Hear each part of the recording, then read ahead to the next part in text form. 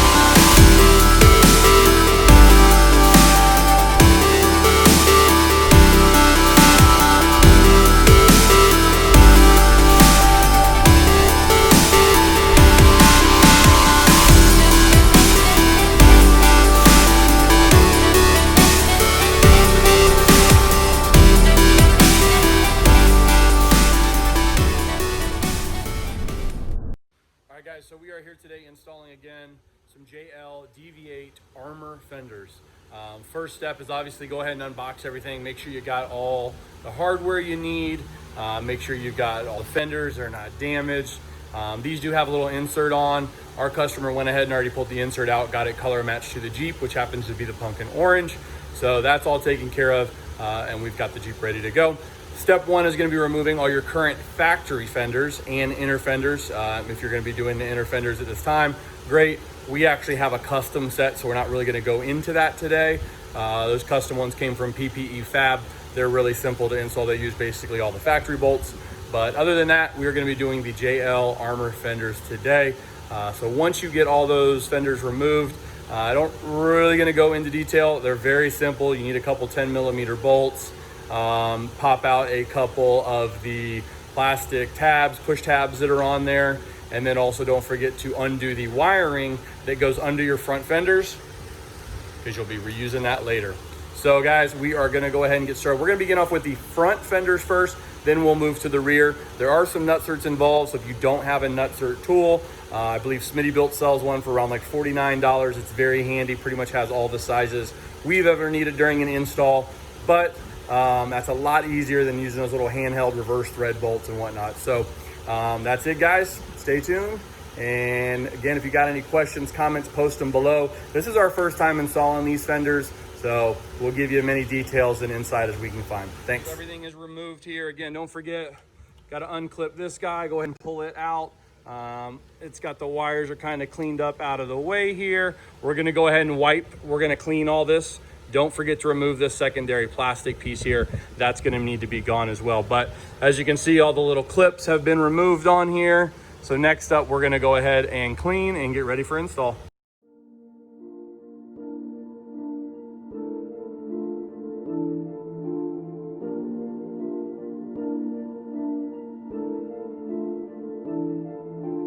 Chooky beat.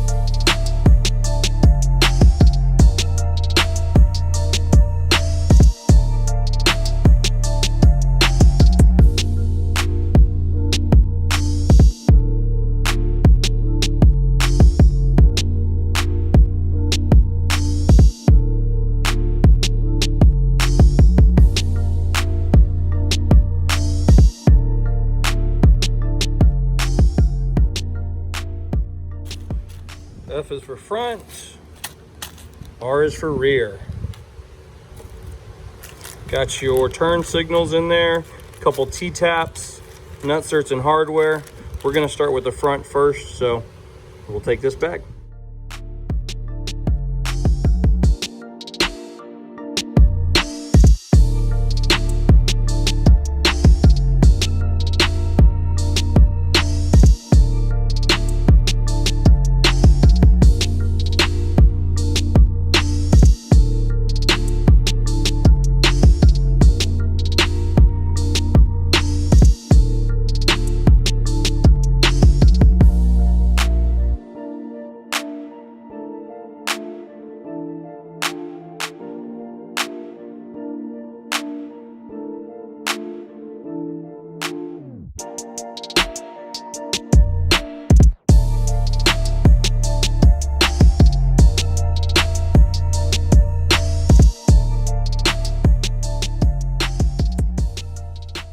Fenders off, we went ahead and marked all the different holes that we're going to be installing the nutserts on. I usually just take a little Sharpie and mark it off as I look at the instructions, just to make sure before I get the tool out, they're clearly marked so I don't have to hold the instructions and keep lining all the holes up. But you can see here, we're starting with this guy, skipping this oblong one here, skip one here, skip the one by the bracket here, here, here, here, and here, leaving this one alone. So you can see I've put little tiny hash marks, which is going to be easier when I put the nutsert gun or take the nutsert gun out. I can just screw them on, go to town. We've already marked both sides up, so now we're going to go ahead and install the nutserts.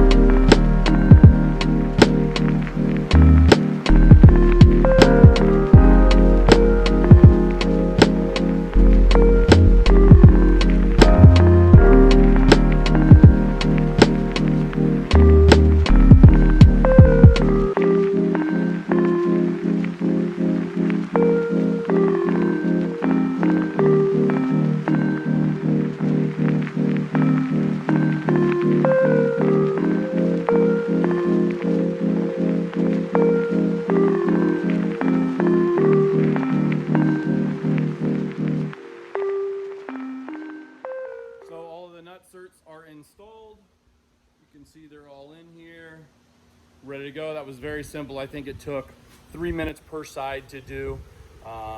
Didn't take long at all. Again, that Smitty bolt tool helps. There are other companies out there that make it. I've got another tool that I got from a local nut and bolt store. It actually has a side angle grip, kind of like a set of pliers would be. I use that one for getting in tight spaces. The Smitty built one kind of has like a scissor to it, so that works very easy when we're doing fenders. But these are all installed, so we're gonna go ahead now. We're gonna put the fender on it. We're gonna go ahead and put the bolts in, test fit everything, make sure it's all good to go. Again, when you put these bolts in, when you're doing any fender, you always wanna just do them really, really small, maybe get like 2 or 3 threads in and kind of spread it out. Don't start on one side and go across and tighten them all really tight. You're gonna have fitment issues. So I kind of start on opposite ends and then hop back and forth and work my way. Once I've got about 2 or 3 threads in by hand all over, then you go ahead and get your tool out and you can start tightening these up to the body. So that's what we're gonna do now.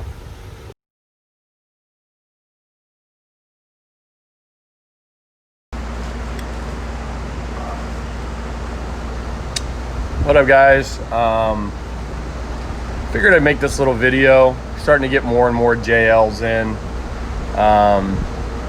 Starting to notice just some issues with these JLs, and I wanted to see if anybody else out there has noticed this. So, doing a set of fenders, easy job, couple nutserts, hooking it back up.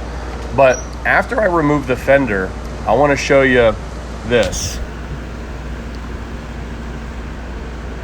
See that? All the way down. Now I know the JK would get a little bit of that, but you think the JKs are old, those fenders have been rubbing. This is almost a brand new JL that already has the paint missing or coming off. See that? Now the other thing is, what is this black? See this? It almost looks like bed liner. I don't know if it's undercoating, but I wouldn't think it's from the fenders, right? The fenders are already pre-colored, pre-whatever when they're done, but it looks like black overspray and then literally paint is missing. Are you guys seeing this on JLs when y'all are doing things? It sucks because now the customer has a fender that's a little bit lower, so it's not gonna be covered up, it's gonna be exposed. Same thing on the driver's side, look.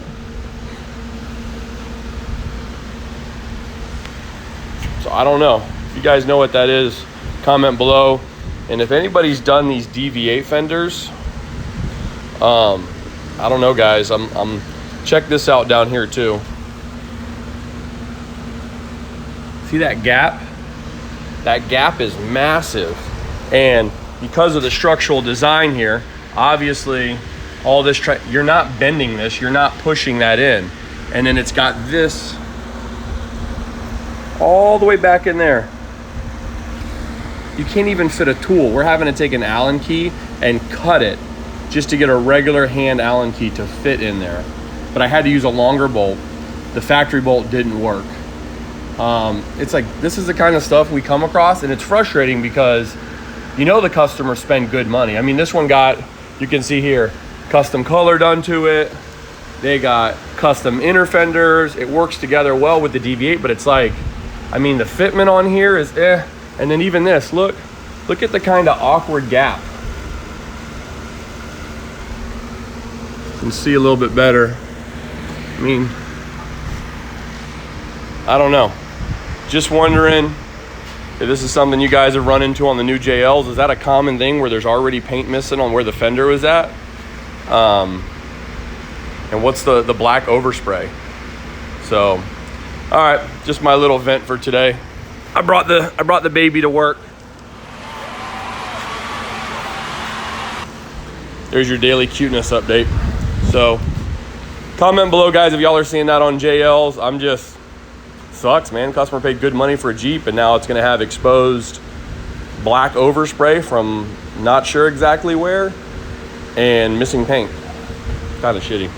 Okay, so we got the fenders put on. We got all the bolts loosely affixed.